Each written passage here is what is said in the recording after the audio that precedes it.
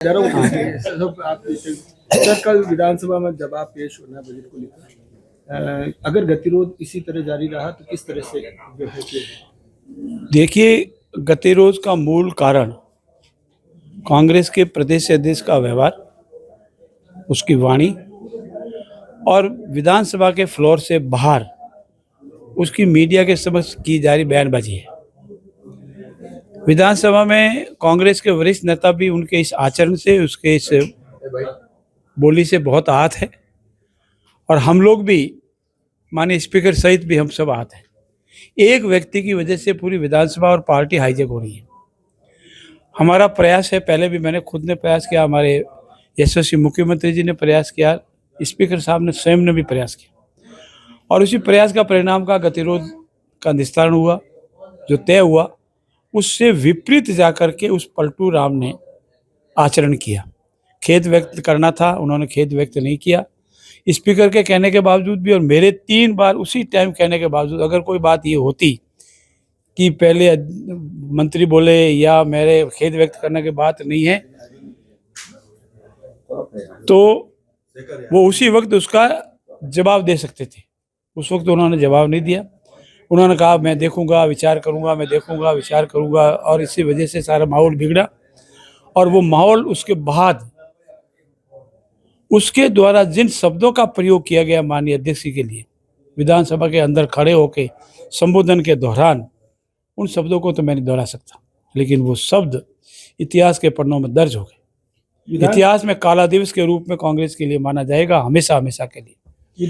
विधानसभा अध्यक्ष ने भी चिंता जाहिर की है, अब जो है सदन पर छोड़ा है, तो आगे क्या रहने वाला है? देखिए, जहाँ तक विधायक के विरुद्ध कार्रवाई का प्रश्न है, मैंने कल भी विधानसभा में भी निवेदन किया, विधानसभा के फ्लोर पर रिकॉर्डेड है, और मैंने बाहर आपके साथियों के समक्ष बात की कि हम बिना भेदभाव के पारदर्शिता से नियमानुसार खाएंगे, हम व्यमनिष्ठ से कोई कार्रवाई नहीं करेंगे। पहला हम कोशिश करेंगे कि ये डेडलॉक टूटे, समझौता हो, विधानसभा के फ्लोर पर डिबेट हो, हम सब मिलकर के अपनी बात कहें, कांग्रेस या प्रतिपक्ष के नेता हमारी आलोचना करें, हमें सुझाव दे और उनको हम अंगीकार करके राजस्थान का और विकास करें।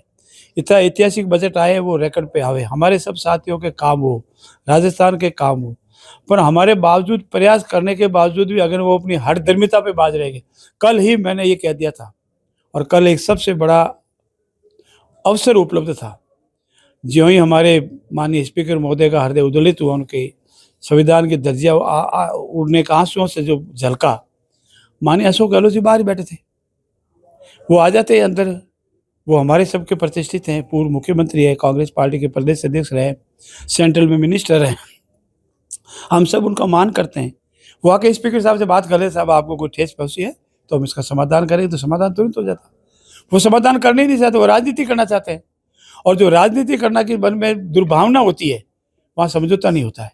मैंने खुले रूप में कहा कुछ भी हो तो मैं उनके घर जाके बात करने को तैयार हूँ, लेकिन इसके बाद भी कांग्रेस के एक भी सदस्य ने आज तक कोई स्टेटमेंट देख ले नहीं कहा कि हम समझौता करना चाहते हैं। वो सिर्फ राजनीति करना चाहते हैं। कांग्रेस अंतर कलह से उबर नहीं पा रही है। कांग्रेस में जब प्रदेश अध्यक्ष आए, बैठे, उनके 15-20-30 जो भी विधायक थे वहाँ थे, पायलट साहब आए, और जो भी पता लगा अशोक जी आ रहे हैं, जो अशोक जी बिना रामा सागर के पायलट साहब रवाना हो गए। हमको जैसा पत्रकारों ने बताया कि हम तो अंदर थे, वहाँ नहीं थे, और आपस में रामासामा भी नहीं हुआ।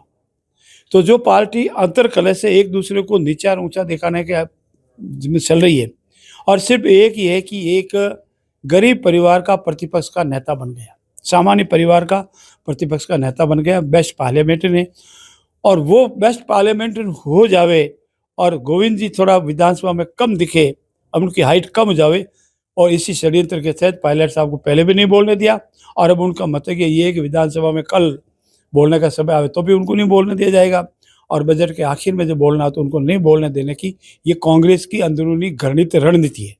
और इसी रणनीति का भाग कांग्रेस वाले बन रहे। कांग्रेस वाले स्वयं भी दुखी है, वो हमसे बार बार कहते हैं। और जो गोविंद जी टोडासरा बाहर कह रहे हैं, मैंने खेद व्यक्त की बात नहीं की थी, मंत्री के माफ़ी मांगने की बात थी, या मेरे कोई बात की, मैंने ये कहा था कि मेरे प्रदेश के अध्यक्ष जी की या मुख्यमंत्री जी की या स्पीकर की नहीं बनती है। पूर्ण रूप से मन गणित बातें जिनका मैं पूर्ण रूप से खंडित करता हूँ। अच्छा, अंतिम सवाल, महाकुंभ का आज अंतिम स्नान है, क्या कहें? विश्व की दृष्टि में मेरे इतिहास में शायद ही कभी जितनी सदियां बीत गई, रामायण काल से लगा के आज दिन तक इतना बड़ा करीब 60 करोड़ जनसंख्या इकट्ठी होना, इतनी अच्छी व्यवस्थाएं होना और सब लोग श्रद्धा भाव से आना, ये बहुत ही इतिहास की बड़ी घटना है। इससे लगता है लोगों में श्रद्धा है, भाव है। और कुछ लोग ऐसे भी हैं जो इसको अनेक दूसरे तरह से भी पुकारते हैं। माननीय योगी जी ने उत्तर प्रदेश की विधानसभा के फ्लोर पर जो कल बात कही 2 दिन पहले, उसको आप पढ़ लें तो इस महाकुंभ की पूरी कहानी समझ में आ जाएगी। धन्यवाद। अमर उजाला जीवांजलि के सारथी की मदद लें और महाकुंभ में स्नान जरूर करें।